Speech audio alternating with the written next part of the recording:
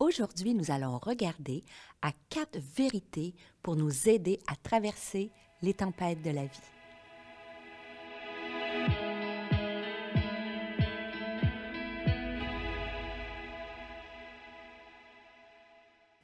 Bonjour, c'est un plaisir pour moi de prendre un café avec toi.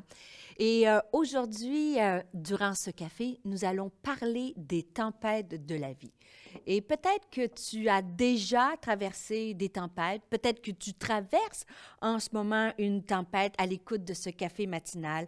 Ça peut être une tempête, tu sais, de toutes sortes, familiales, professionnelles, même spirituelles.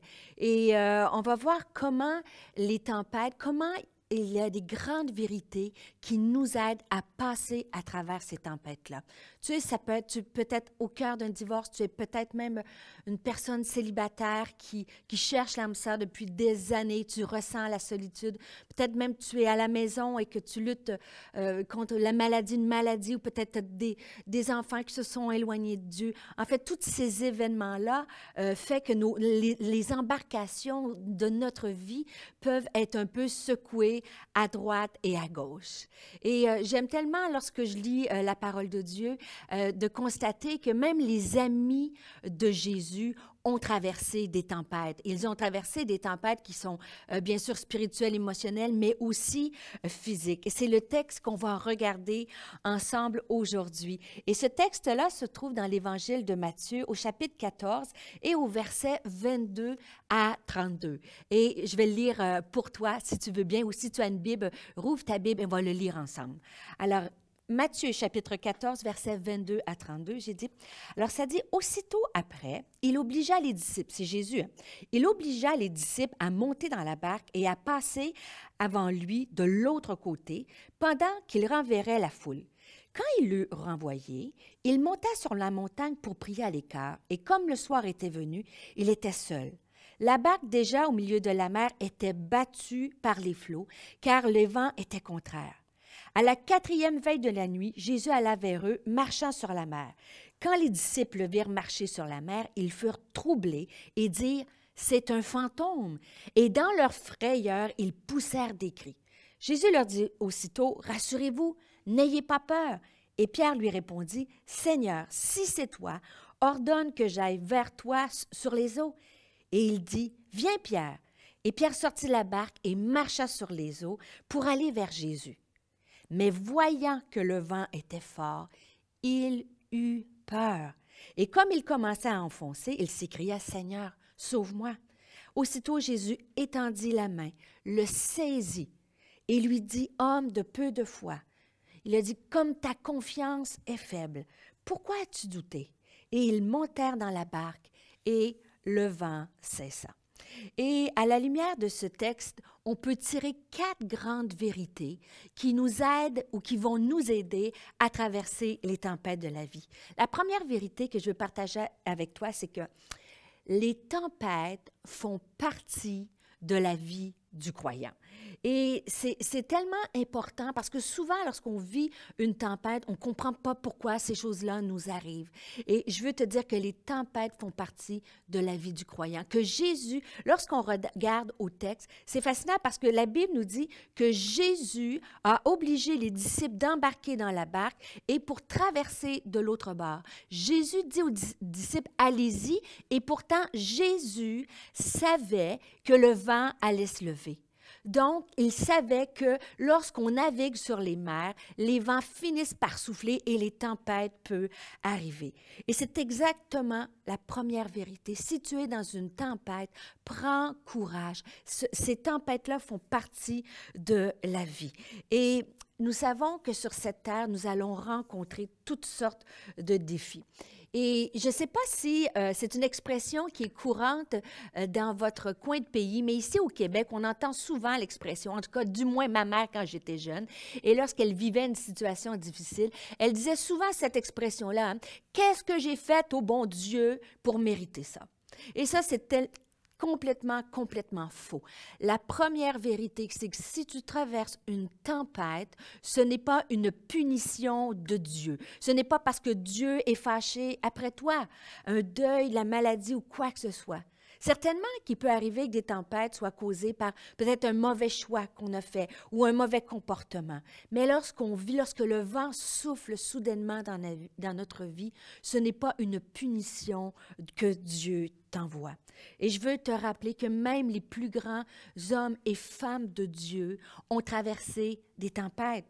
David a été pourchassé à mort par Saül. Joseph a été vendu par ses frères, jeté en prison. Naomi a enterré son mari et ses 2 fils. Léa a été une femme qui n'a jamais été aimée par son mari. Paul a été mis en prison pendant des années. Alors, la première clé, les tempêtes font partie de la vie. Deuxième clé, je veux te dire que Jésus nous rassure toujours dans la tempête.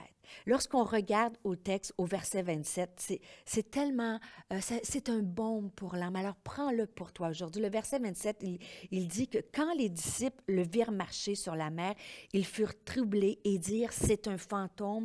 Et dans leur frayeur, ils poussèrent des cris. Et Jésus leur dit aussitôt, rassurez-vous, c'est moi, n'ayez pas peur. Mais ce qui me frappait dans ce texte-là, c'est qu'alors que Jésus les rassure, les disciples ont un problème de foi. Alors que le vent commence à souffler, ils aperçoivent Jésus de loin, mais ils ne sont pas capables de le reconnaître. Ils vont dire, c'est un fantôme. Et si on est honnête, quand le vent souffle vraiment, vraiment fort, des fois, on a peine à voir Jésus. Mais même si tu as peine à le voir, Jésus te dit aujourd'hui, ce matin ou ce soir, si tu écoutes ce café ce soir, n'aie pas peur. Et lorsqu'on crie à lui, il vient nous rassurer. J'ai pu expérimenter cette présence-là dans ma vie lorsque mon fils, à un très bas âge, a été extrêmement malade et j'avais peur. Ma mère venait de mourir d'un cancer. Mon fils, on croyait que c'était un cancer. Et dans cette chambre d'hôpital où j'attendais le diagnostic de mon fils, j'avais peine à voir Jésus. C'était comme, Jésus, t'es où? Je te vois pas comme un fantôme. J'avais la misère à le discerner. Et lorsque j'ai élevé ma voix à Dieu, je vais m'en souvenir toute ma vie. Cette paix-là est venue m'envahir. Jésus est venu me rassurer. Jésus peut venir aujourd'hui te rassurer. Troisième vérité, Jésus ne nous laisse jamais nous enfoncer dans la tempête. Et encore là, je reviens à notre texte de base. C'est fascinant parce que Pierre va faire une demande à Jésus assez étrange. Il va dire, Jésus, permet que j'aille te retrouver, permet que je marche sur les eaux. Et c'est exactement ce que Jésus va répondre, bien, viens Pierre. Et Pierre est sorti de la barque et il a commencé à marcher. Pierre vivait dans le surnaturel. Mais lorsqu'on revient au texte, le verset 31, il est écrit, « Mais voyant que le vent était fort, il eut peur. » Pierre a eu peur et a commencé à s'enfoncer.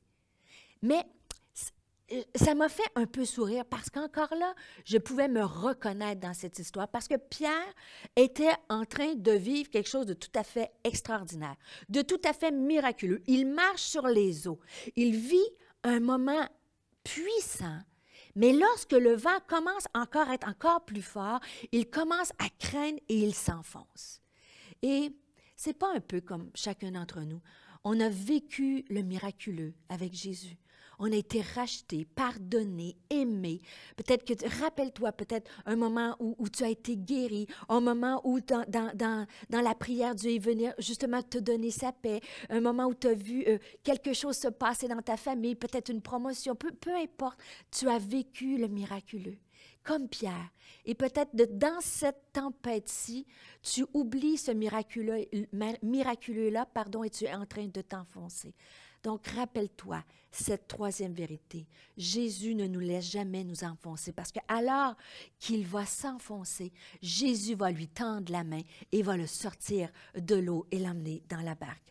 Et c'est la quatrième et dernière vérité que je veux partager avec toi, c'est que Jésus n'oublie jamais que Jésus est le seul qui peut calmer la tempête.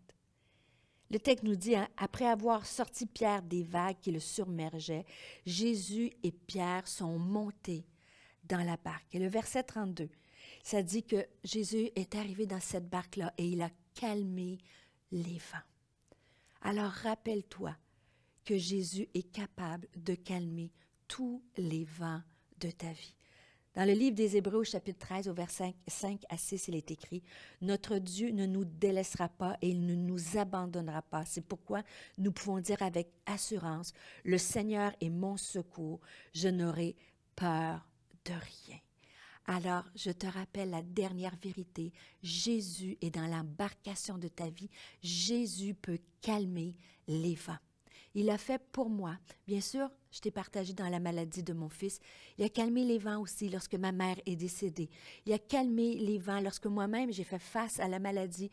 Peut-être que tu ne sais pas, mais j'ai été frappée par un trouble du débarquement et je ne pouvais pas voyager pendant 8 mois. Arrêt de maladie pendant 8 mois. Les vents soufflaient. Je ne pouvais plus faire le ministère à laquelle Dieu m'appelait et le vent soufflait.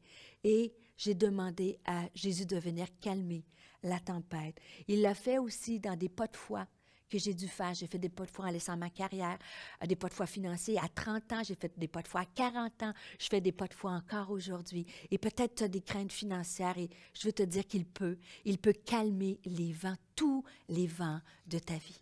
Alors, je te laisse en te rappelant les 4 vérités. Médite-le dans les prochains jours. Médite-les, les 4 vérités qui vont t'aider à traverser la tempête. Premièrement, n'oublie jamais, les tempêtes font partie de la vie du croyant.